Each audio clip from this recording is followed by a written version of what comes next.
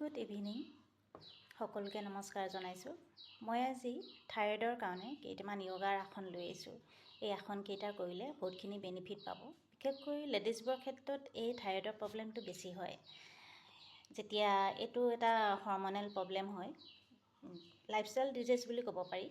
আমি লাইফষ্টাইলটো চেঞ্জ কৰিব লাগিব। যেতিয়া থাইৰয়ড হয় আমি ডক্টৰৰ ওচৰত যাওঁ, ডক্টৰে কিছুমান ছাপ্লিমেণ্ট দিয়ে, কিন্তু সেই ছাপ্লিমেণ্টবোৰ যেতিয়ালৈকে আমি লৈ থাকোঁ তেতিয়ালৈকে থাইৰয়ডটো কণ্ট্ৰলত থাকে, কিন্তু থাইৰয়ডটো ভাল হৈ নাযায়, আকৌ হোৱাৰ চান্স থাকে। গতিকে আমি পাৰ্মানেণ্টলি কেনেকৈ এই বেমাৰটো ভাল কৰিব পাৰোঁ তাৰ কাৰণে চিন্তা কৰিব লাগিব। আৰু সেইকাৰণে মই এই আসনকেইটা লৈ আহিছোঁ।